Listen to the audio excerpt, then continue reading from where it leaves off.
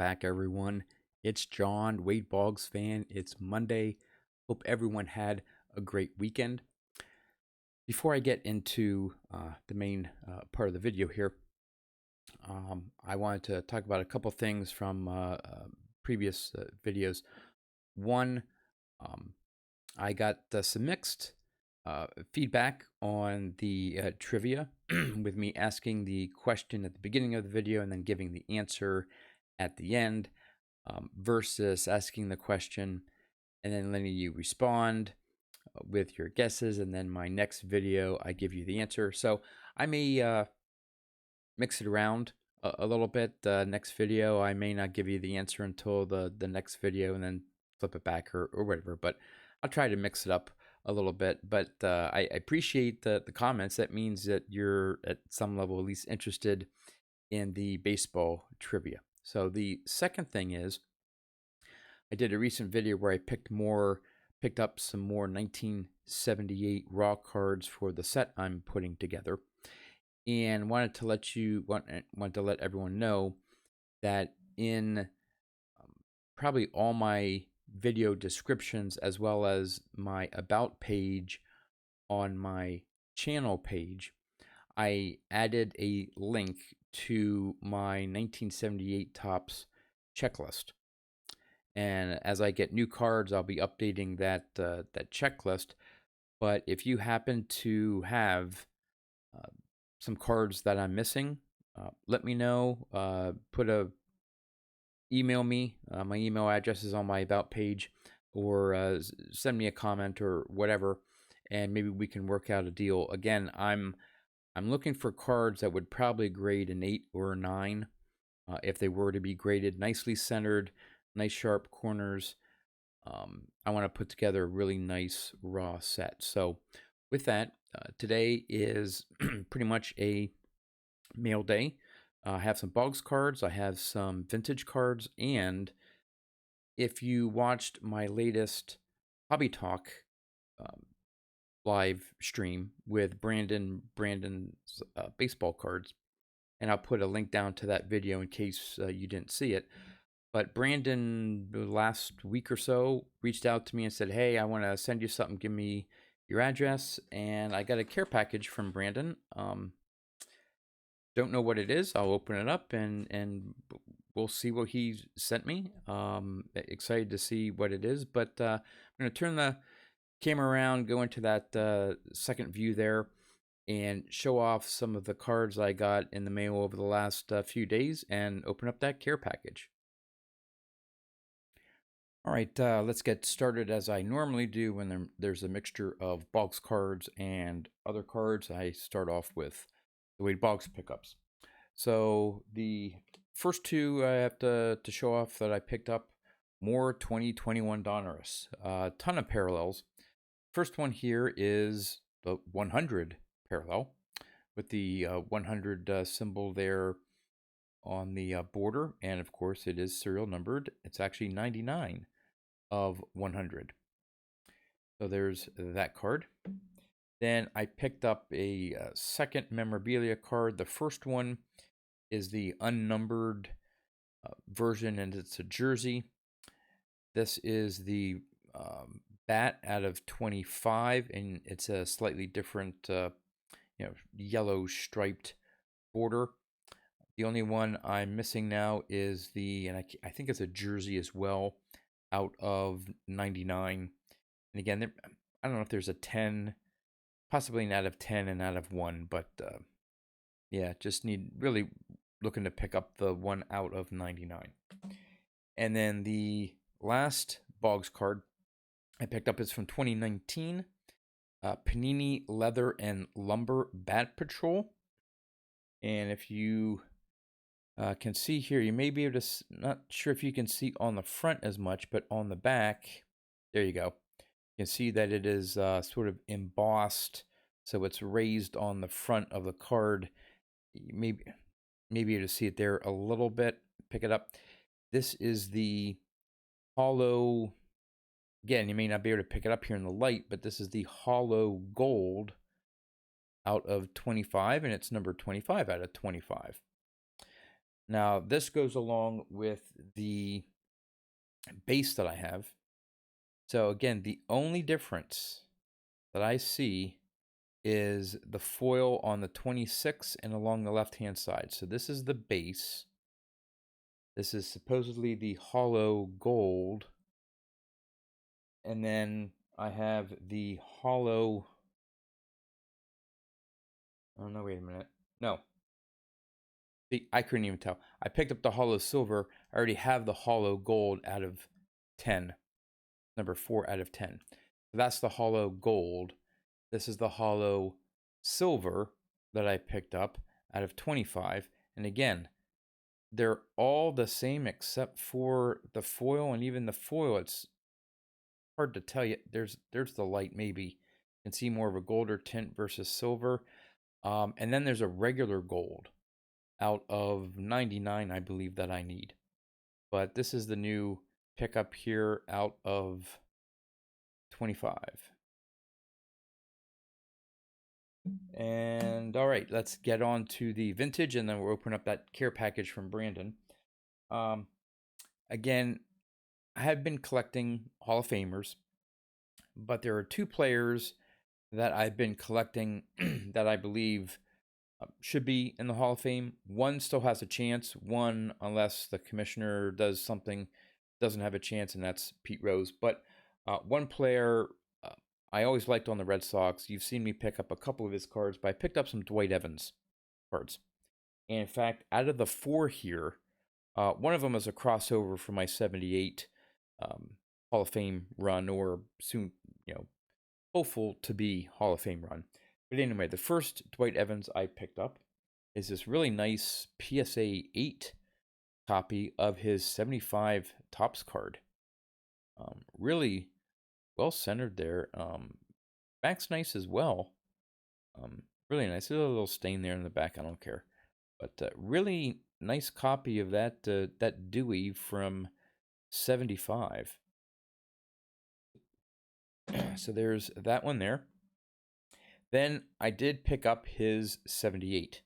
And this one I got in a 9. This one and the last card I have to show off are 278 pickups. And this Dwight Evans and the other card I'm going to show off have been very difficult to find in a PSA 8 or 9, which is the ones I went for. 78s. That's what I want to focus on, 8s and 9s. Hopefully nothing less. And it's right now it's the 2 big rookies, Eddie Murray and Paul Molitor. I have in a 6. Maybe someday I'll upgrade to maybe 7s for those. I don't know. We'll see. But everything else has been 8s or 9s. And it's only because of, I think, the population. And haven't been many that hit eBay or anywhere else where I can find. So was really pleased to pick this one up. I paid more for this one than I have of other actual Hall of Famers in an 8 or a 9. But it's a really, it's the back's off center. That's really pushing that 90-10% maybe. But it's one of those things, I don't want to say beggars can't be choosers, but again, this was the one that fell into the price range that I was willing to pay. Lucky enough to pick it up, and it's a great copy there. And then the last Dwight Evans is from 1980. Again, my vintage range is going up to 1980. I may be looking to get cards past 1980 for like Carl Yastrzemski. We'll see. I may do a bit of a player run. I picked up an 81 Flair a month or so ago. But it says 1980 in an 8. And overall, good centering, maybe off top to bottom, but that's okay. My visual is tends to be more left to right than up and down. But the back is really nice. So very pleased. This didn't cost me. Definitely, even with shipping and tax, this cost less than it would be to get graded, even when things were fully open at PSA. So I couldn't complain at all with that 8. And then the last one, as I said, this is one especially, not just the Dwight Evans, but this one here, The Andre Dawson, which I picked up not too long ago, was one of them. And here's another. Just because of the low pop on them, they're not necessarily hard to find, centered, or whatever. They're just not that many graded. And so I finally picked up one of this one, Ted Simmons, in an 8. Obviously, a lot of interest since he got into Hall of Fame. You have Hall of Fame collectors and all this stuff. And again, the number of cards that have been graded up until he made it to Hall of Fame, not too many people were interested in getting a 78 Ted Simmons graded. And then, of course, when he made the Hall of Fame, everyone wanted to do player runs and PSA runs and registries and all that stuff.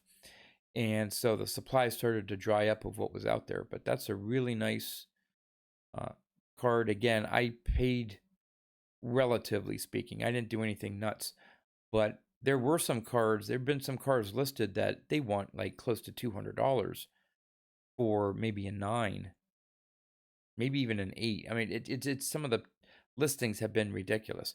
But finally, I got one on auction, put in a pretty strong bid, and was able to pick it up. So very pleased there. I think I am down to, of course, that Dwight Evans technically doesn't count on the registry.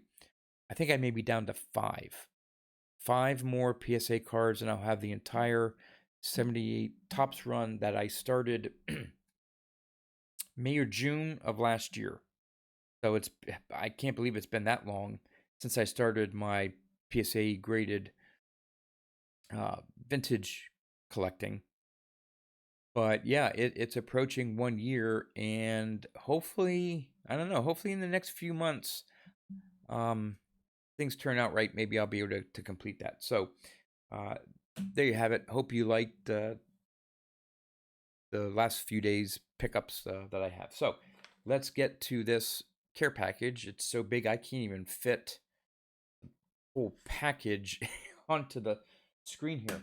So again, I have no idea, Brandon. This was not necessary. I really appreciate you thinking of me and wanting to send me something. But so it sort of fills up the package here. So I want to try to open it maybe long ways here. So just bear with me.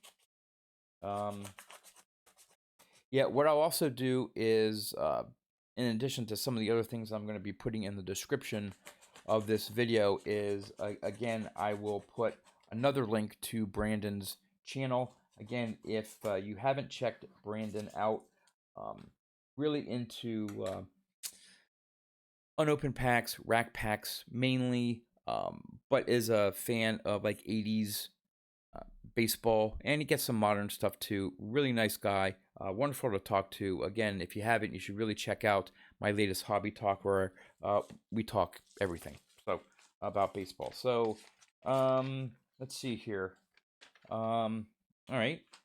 Brandon, I hope you don't mind me putting this on here. John, thank you so much for having me on Hobby Talk. I look forward to meeting you at the National. Enjoy the pack. Brandon, okay.